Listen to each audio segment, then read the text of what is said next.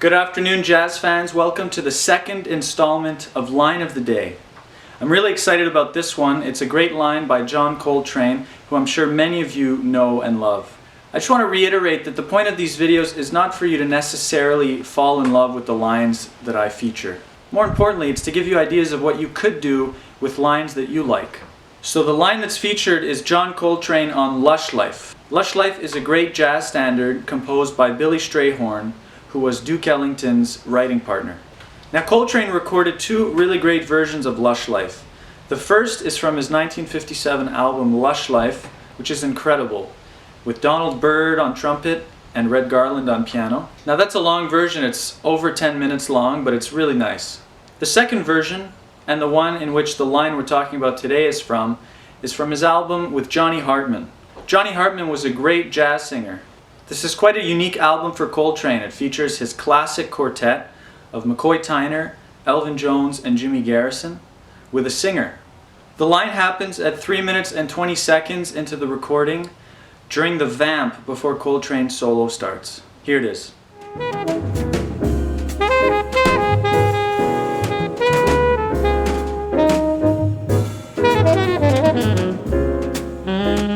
Now, a lot of things about this version of Lush Life that I'm going to say I think is true in the other version by Coltrane of Lush Life, so I definitely recommend checking both versions out.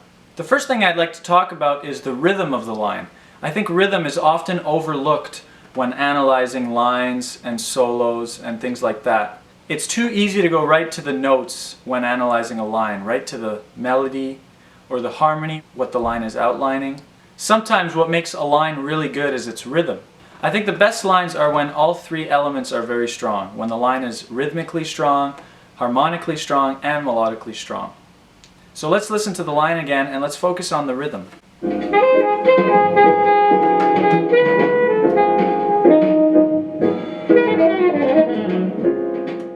It kind of comes out of nowhere. Before that he's playing eighth notes, he's playing more melodic lines, and then suddenly a flurry of 16th notes. One thing you may notice is that Coltrane is a little bit behind here. He plays behind the band. It's especially noticeable when the band comes back in with that downbeat of the next bar, and it seems ahead, but it's just Coltrane is so strong rhythmically. So here's the line. Again, with all lines, I recommend you play it many different ways on the guitar or whatever instrument you're playing.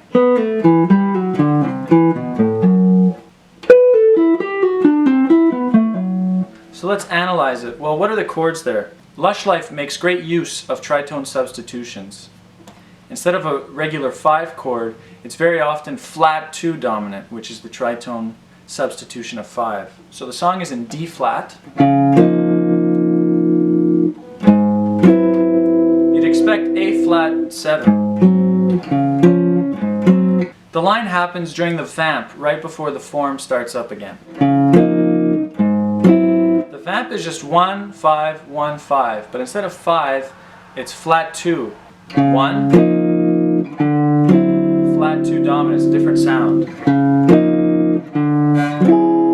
And the flat 2 is pretty much using the Lydian dominant scale.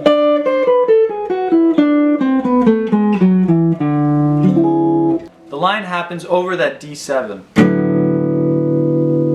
And the line is B, A, E, G, F sharp, D, C, E, B, A, F sharp. All those notes are very much inside D7. So 13, 5, 9, 4, 3, 8, 7, 9, 13, 5, 3. So they're all taken from D Mixolydian basically. And yet somehow the line still sounds kind of outside. And the reason for this is because D7 is already pretty far from D flat major. We understand that it's the tritone sub, but other than those two notes, there isn't much in common between D flat and D, other than they're right next to each other. This is a good lesson for playing on substitutions or suggesting substitutions. If you're going to borrow from another key or try to play outside, as much as possible you want to play inside that key, if that makes sense. It's a little hard to follow. So we're in D flat major. If you want to play a tritone sub, make sure your line is very much inside that key.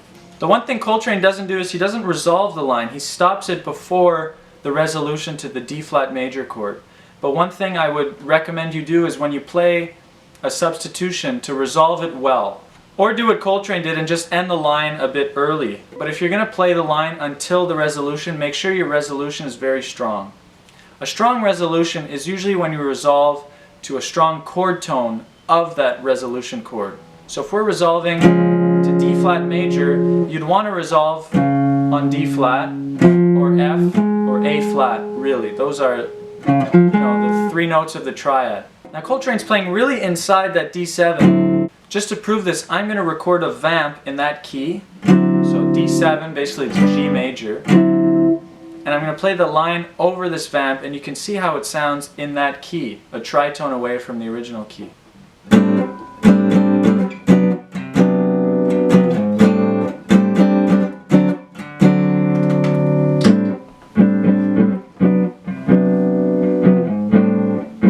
Now here's the line.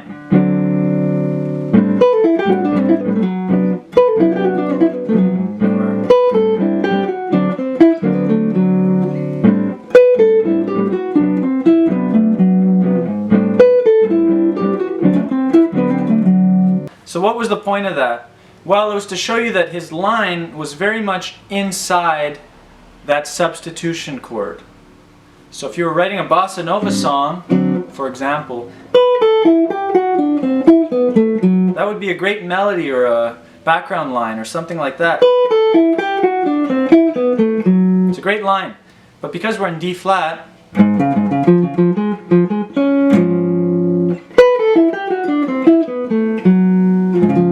sounds a little bit more distant.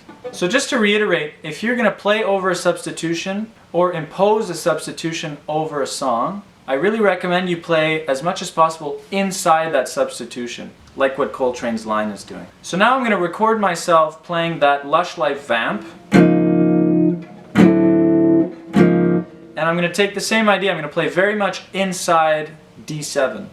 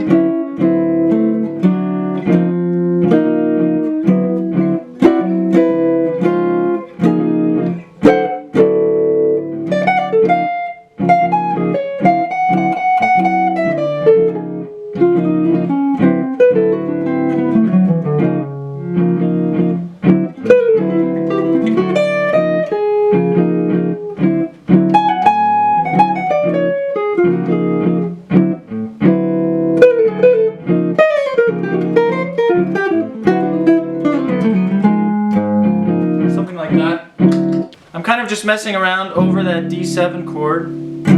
Another thing you can do with tritone substitutions is instead of thinking of the dominant chord, so D7 in this instance, think of its 2. So if D7 is, let's say, the 5, think about that 2 chord. So the 2 chord would be A minor 7.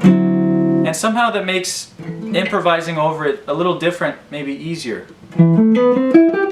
Just think A Dorian or A minor, think of that 2.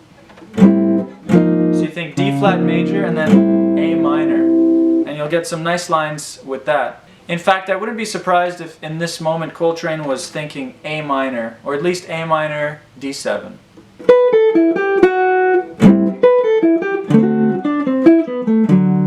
It kind of sounds like it when you hear his line in that context.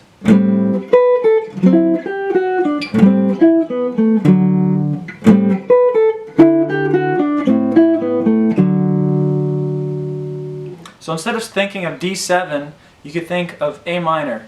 That's a very common thing for jazz musicians to do. Instead of thinking of the 5 chord, they'll think of the 2 chord. Sonny Rollins does this a lot, Hank Mobley, and John Coltrane.